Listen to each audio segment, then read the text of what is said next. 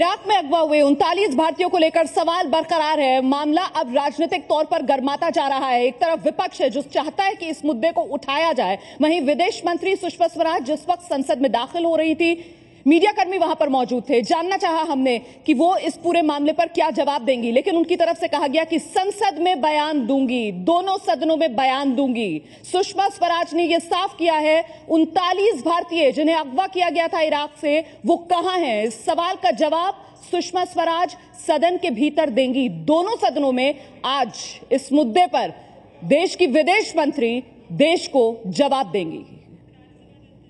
और आइए आपको सीधे राज्यसभा लिए चलते हैं। Earlier, when some Indians were released, the government had made this statement, and the Honorable External Affairs Minister is present in this House, assuring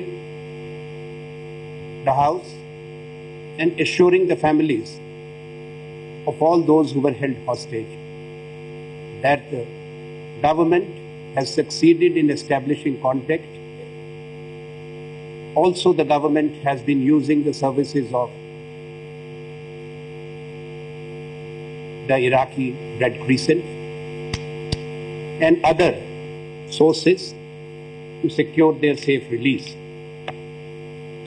So the truth is that it was on the 15th of June 2014 that 40 Indians who were working there, mainly belonging to Punjab and some from Kolkata. Two of these were elderly citizens. They were taken hostage. They were taken to a hilly terrain as per the revelations which have come now and shot. 39 of them were killed on the 15th of June itself, sir.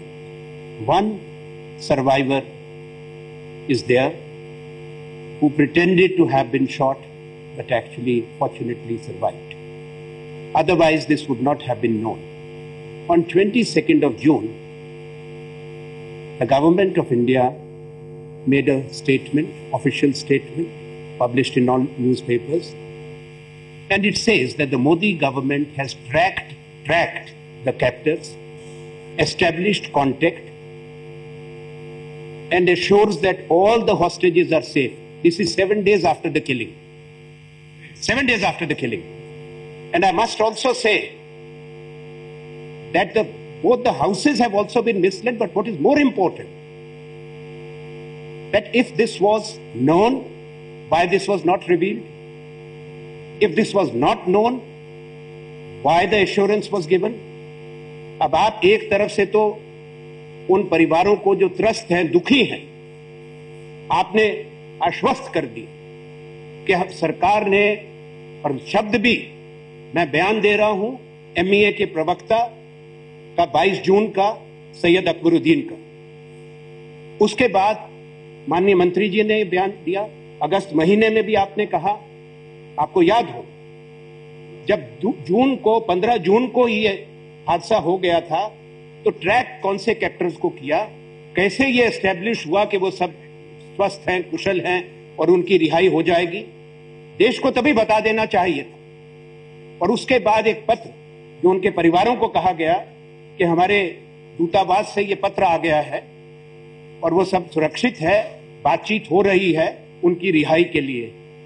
तो एक गजब की बात है कि इस तरह की रिपोर्टिंग हो रही है, कोई कांटेक्ट नहीं था।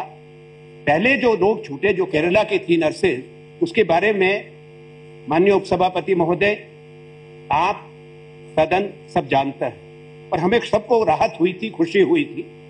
उसमें केंद्र सरकार, केरला की सरकार और कुछ केरल के जो वासी हैं, जो वहां पर काम करते हैं, व्यापार करते हैं, उनका भी बहुत बड़ा योगदान था रिहाई में।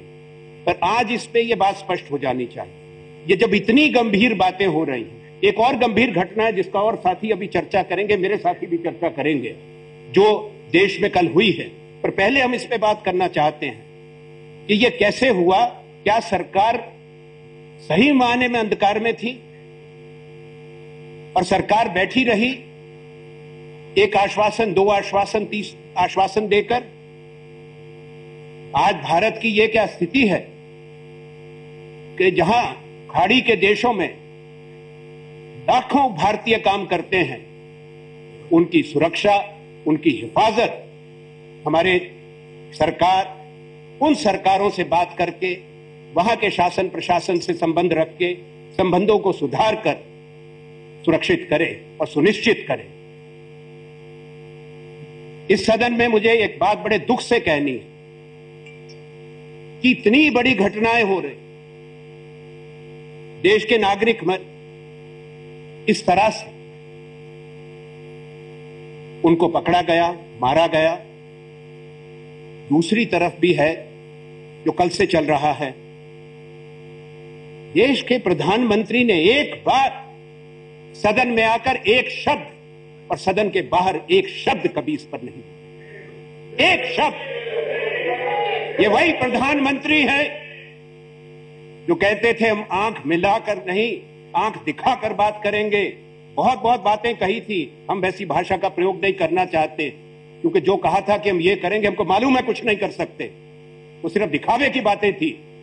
राज आपकी जवाबदेही बनती है सरकार की, आपके प्रधानमंत्री की जवाबदेही बनती है, आपकी समस्त सरकार की, आपके मंत्रिमंडल की, और आप सदन को बताएं कि क्या हुआ और क्यों ये बयान दिया गया सदन में अगस्त महीने में और 22 जून को।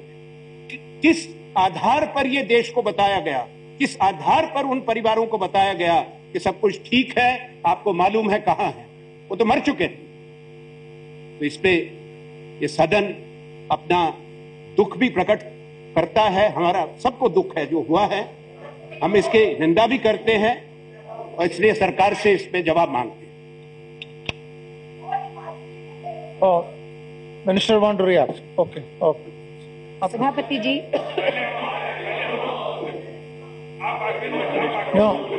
मैं आखिर में बोलूंगी, 1 मिनट, मैं आखिर में बोलूंगी। जितने साथी बोलना चाहते हैं बोलने, सिर्फ एक बात कहने के लिए खड़ी हुई। दे हैव बीन किल्ड मत कहिए, ज्यादा से ज्यादा कहना है तो रिपोर्टेडली किल्ड कह दीजिए, क्योंकि तथ्य मेरे पास है, मैं बताने वाली। बार बार यहाँ अगर ये कहा जाएगा कि वो मार दिए गए हैं, वो मार दिए गए हैं, तो गलत मैसेज जाएगा। ज्यादा से ज्यादा कम से कम ये सावधानी बरत लें, रिपोर्टेडली किल्ड कह के अपनी बात करें, फिर मैं जवाब दूं। So you will reply later, eh? Okay then. All right. That is the sense of the house. Okay. Yeah.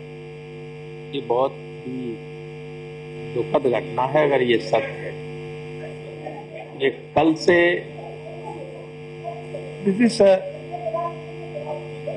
This is a subject we are all concerned. Minister, senior minister को And make us all sad. श्रीमान, मैं श्री आनंद शर्मा साहब ने जो बात उठाई है उसको संबद्ध करते हुए ये कहना चाहता हूँ कि अभी माननीय मंत्री जी ने कहा कि रिपोर्टेडली किल्ड, ठीक है, मैं तो चाहता हूँ ईश्वर करे वो जिंदा हो, न मारे गए, लेकिन जो परिवार इस उम्मीद में थे आपके पहले बयान के बाद कि वे सुरक्षित हैं और सुरक्षित आ जाएंगे, उनको बहुत जबरदस्त निराशा और हताशा है।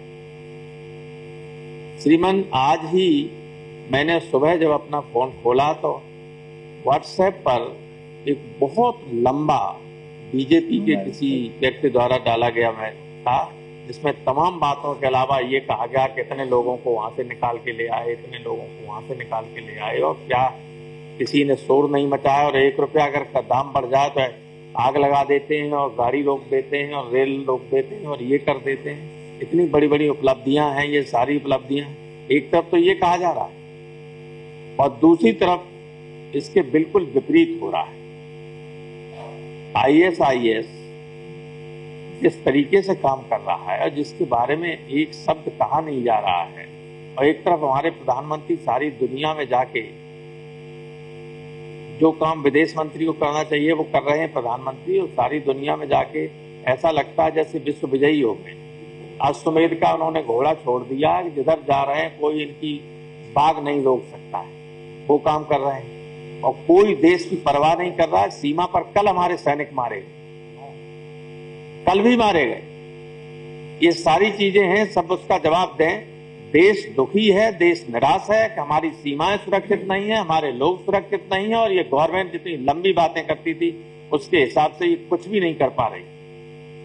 हमें चिंता है, पूरे सदन को चिंता है, देश को चिंता है। आप मंत्री जवाब देने के लिए जब खड़ी हुई हैं तो सारी चीज बताएं, और बॉर्डर पे जो हो रहा है उसके बारे में बताएं, और आप क्या कर रहे हैं वो बताएं। Sir Derek O'Brien, be very brief, be very brief. Oh, yeah. Sir, far away from the magical mystery lights of Madison Square Garden and the papaya and toast breakfasts in Brisbane is the reality of Iraq. And that is why I've only lost my voice, sir. But there are Indians in Iraq who have perhaps, and I hope not, lost their lives. I hope what we have read in the media is only reported and not the truth. And I hope there is still a flicker of hope.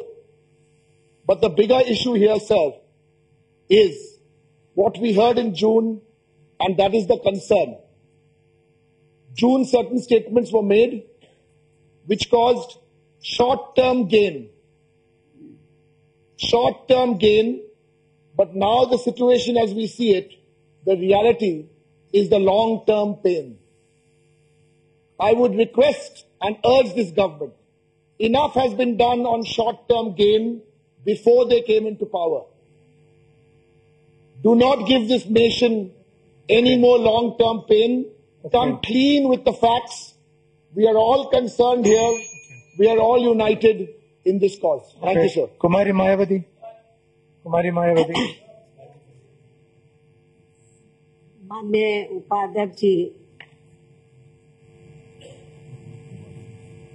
Iraq में जो हमारे देश के भारतीय लोग उधर फंसे हुए हैं, हालांकि उसमें से कुछ लोग सुरक्षित निकाल लिए गए हैं, लेकिन कल से जो अभी एक खबर सुनने के लिए मिल रही है कि 40 भारतीय नागरिक वहां पर और फंसे हुए थे, और उसमें से 39 जो भारतीय नागरिक हैं तो उनका कुछ अता पता नहीं है।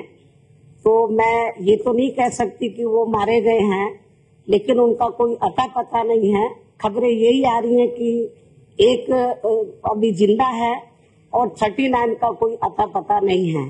ये मामला काफी गंभीर है, क्योंकि जो लोगों के बारे में इस किस्म की खबरें आ रही है कि उनका कोई अता पता नहीं है, तो उनके परिवार के लोग तो यहाँ अपने देश में बहुत ज्यादा दुखी हैं, चिंतित हैं। तो मैं ये चाहूंगी कि सरकार इस मामले को गंभीरता से ले।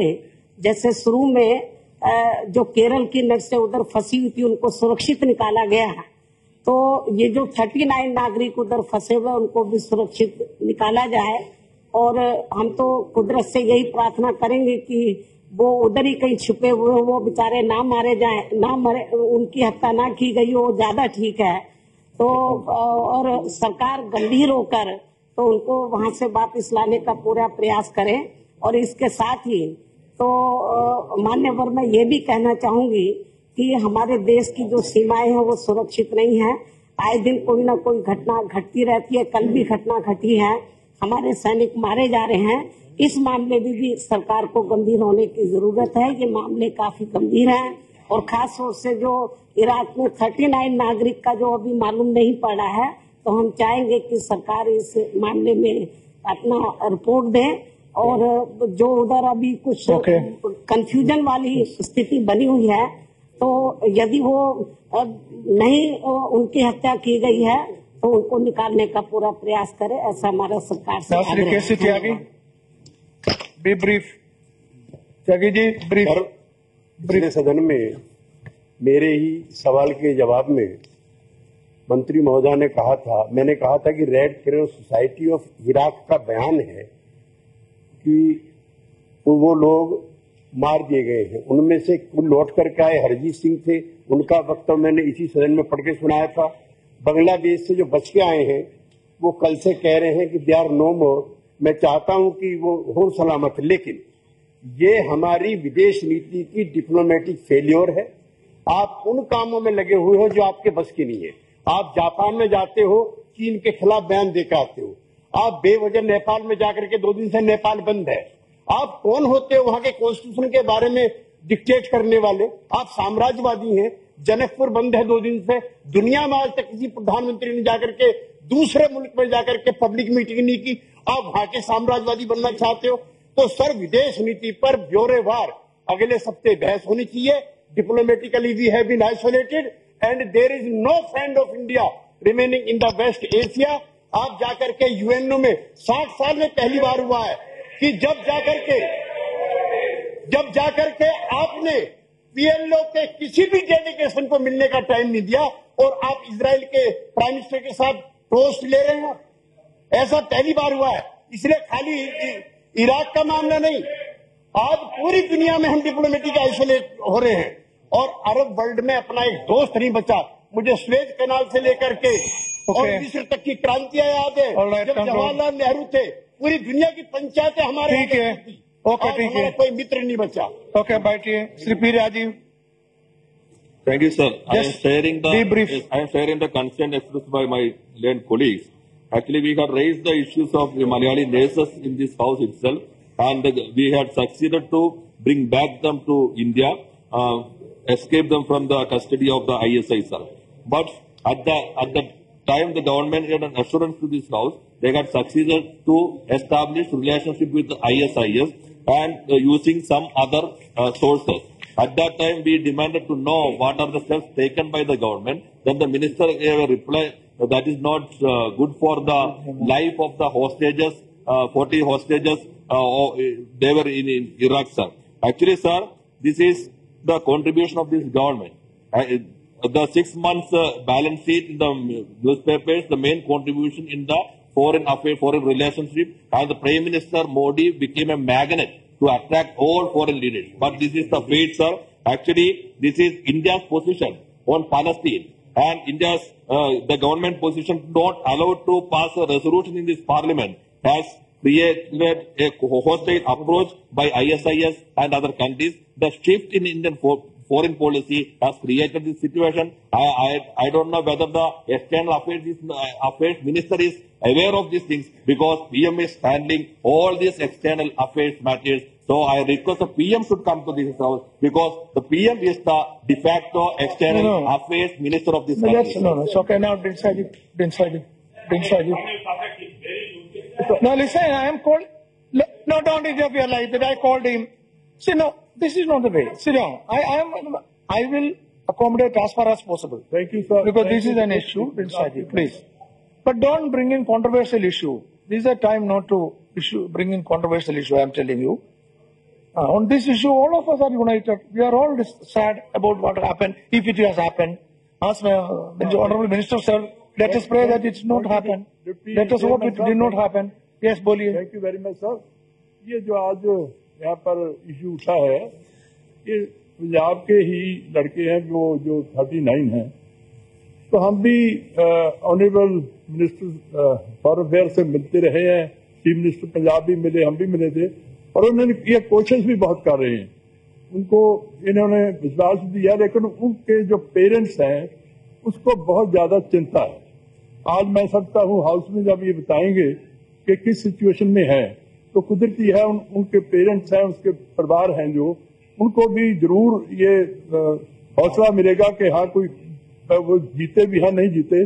तो मैं ये समझता हूँ कि आज क्लियर भी कर दिया। और मैं एक रिक्वेस्ट करूंगा, ये पहले भी बहुत सिंपैथेटिक है हर जगह पर, लेकिन अगर वे बताते रहेंगे हमें भी और उनके परिवारों को, तो उनको थोड़ी बहुत तसल्ली होती रहेगी। मैं ये रिक्वेस्ट करना चाहता हूँ। Shri Bhupendra Singh, Bhupendra Singh. I wish that they are safe, as Minister has intervened. But sir, this is a matter of human rights matter. League of Nations was made in 1990. UNO was founded in 24th October 1945. It is time that the Indian government, I have given also a special mention, we should We should plead for a world government, for a world parliament, Okay. where such issues can be taken Pramod up. Tiwari. Sir, Shri Pramod sir, Tiwari. एक minute में बोलने देंगे आप? No. What is the problem, sir? No. You will not allow 1 Yeah, minute. yeah. I'm talking something. Yes, we will think about world government. Yes. Sir, no. Sir, Pramod Tiwari. I have not completed, sir. Sir, I wish, ऐसे लग रहा How है long you want need to form a world government? You tell me. No sir, हमें ऐसे लग रहा है कि भारत सरकार और भारत देश मजबूत होगा अगर वर्ल्ड गवर्नमेंट बनेगी, लेकिन यहाँ लग रहा है जो मान्यवर सदस्य बोल रहे हैं कि सर हमारे जो विदेश मंत्री हैं कोशिश कर रहे हैं, लेकिन उनको फ्रीडम दिया गया है कि काम करने के लिए, उनको लाने के लिए इंटरनल प्रॉब्लम भी है गवर्नमेंट के अंदर। इसीलिए क्या ऐसी बात है कि इंटरनल प्रॉब्लम के कारण आज विदेश मंत्री जो करना चाहते हैं ये बाहर की चर्चा है sir. This is the talk of, this is the public perception. We have to discuss this in the house. No, okay, sit down. Pramod Tiwari. जो मैं सूचना दे रहा हूँ, मैं बहुत दुखी मन से, बहुत पीड़ित मन से कह रहा हूँ, और मैं चाहता हूँ कि जो मेरी आशंका है अगर वो निर्मूल साबित हो जाए तो मुझसे ज्यादा खुश कोई दूसरा नहीं होगा। लेकिन मैं ये जरूर कहना चाहता हूँ कि इराक के मोसूल से जो 40 भारतीय गए थे साथ में, उनके साथ पंजाब के लोग भी हैं, हिमाचल के लोग भी हैं और 2 लोग कलकत्ता के भी हैं। सवाल ये नहीं है, सवाल दूसरा है। सवाल ये है कि सरकार आज हमें एक साफ बताए कि ये जो सफी हसन का बयान है बांग्लादेश के, इसके बयान को हम किस बात पर विश्वास न करें। दूसरी बात हम जानना चाहते हैं, सरकार से मेरा बड़ा सीधा सा सवाल है, 3 नाम ले रहा हूं, रंजीत सिंह, किशन सिंह और हरीश, इन 39 में थे। सरकार आज हमें ये बताए ये कहां है और सरकार का संपर्क इनसे कब हुआ है। मैं आपसे इतना जरूर स्पष्ट करना चाहूंगा, माननीय विदेश मंत्री जी जब बोले उससे पहले मैं जरूर ये कहना चाहूंगा, सच्चाई तो ये है, न हमें आपकी बात पर विश्वास अब रह गया है और न आपके प्रधानमंत्री की बात पर विश्वास रह गया है।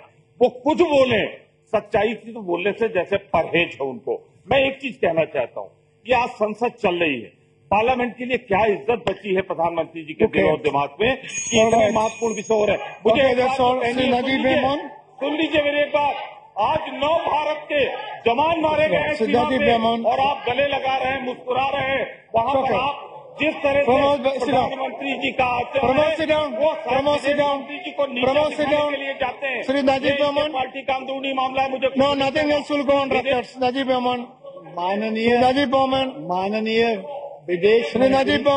माननीय विदेश मंत्री ने आज से 4-5 महीने पहले सदन को यह आश्वासन दिया था कि भारत सरकार हर एक भारतीय नागरिक की सुरक्षा से के संबंध में चिंतित है और लौटा लिए जाएंगे लोग, सुरक्षित वापस आ जाएंगे।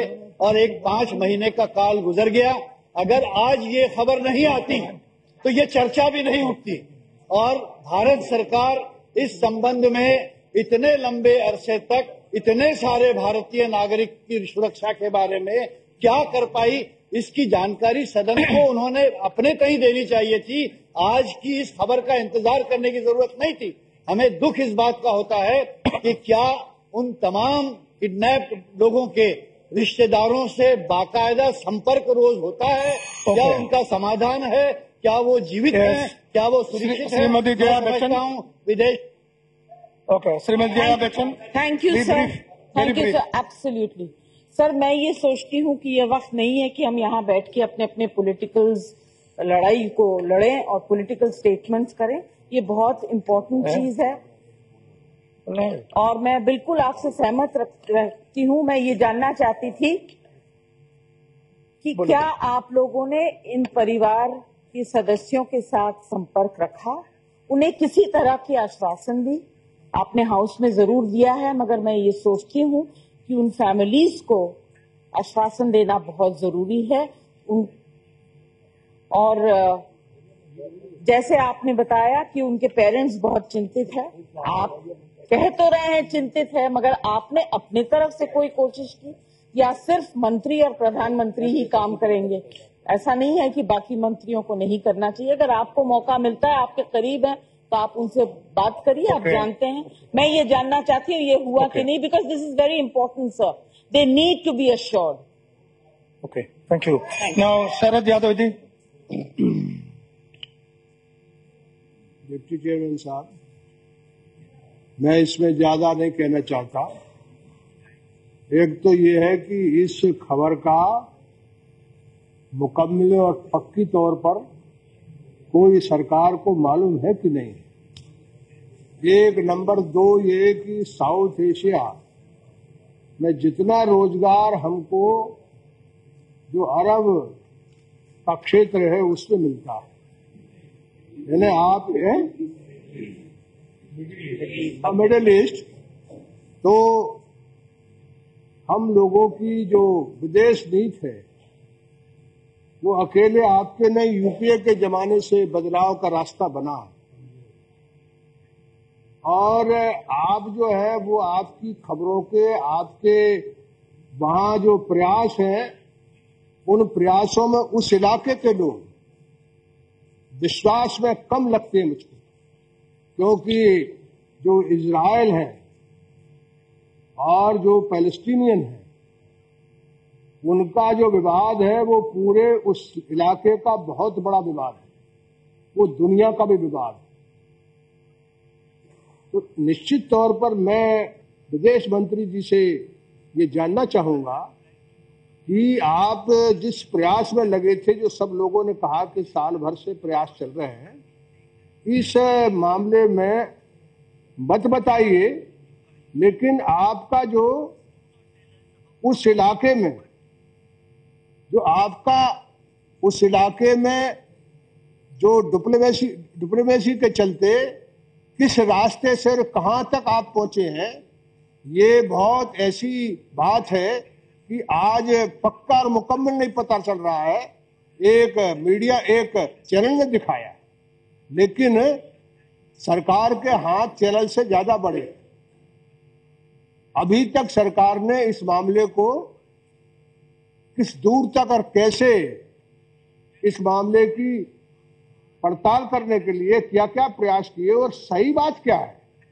यदि सही बात, यदि मान लो ये है कि अभी भी हमको आशा है, तो ये काफी देश के लिए सुकून की बात होगी। लेकिन मैं मानता हूं कि आपकी विदेश नीति में को खोट है, और वो खोट के चलते भी आपके हाथ और आपकी जो ताकत है वहां अंदर जाकर के पता लगाने की, उसमें कमी आई, ऐसा मैं महसूस करता हूं। ओके। श्री राजीव शुक्ला। सभापति जी, इराक वाली बात, इराक में बंधकों की बात सारे सदस्यों ने यहाँ पे उठाई और विदेश मंत्री जी का जवाब भी आएगा, लेकिन एक आध सदस्यों ने धीमे स्वर से कश्मीर में 6 जवानों की बात भी रखी। कहीं न कहीं वो बात भी दबती जा रही है। वैसे ही रक्षा मंत्री के उसमें आता है, लेकिन क्योंकि सुषमा जी का मुझे वो बयान याद है, जब यूपीए की सरकार थी तो कहा था कि एक जवान का अगर सर कलम होता है हमारे, तो 11 जवानों का सर कलम करके हमें वापस लेना चाहिए। आज 6 जवान कश्मीर में मारे गए हैं, तो क्या हम 66 जवानों का सर कलम करके दूसरी तरफ से ये सरकार लाएगी क्या? वो बात दबनी नहीं चाहिए। जिस तरह से रोज कश्मीर में आतंकवाद और जिस तरह से पाकिस्तानी सेना का वहां पे उल्लंघन हो रहा है सीज फायर का, और हमारे जवान मारे जा रहे हैं, बेहतर है कि इराक के साथ विदेश मंत्री जी अगर अपनी पुरानी टिप्पणी को याद करते हुए उसका भी जवाब दे दें, रक्षा मंत्री से पूछ लें, तो हम सब लोग बहुत कृतज्ञ और आभारी रहेंगे।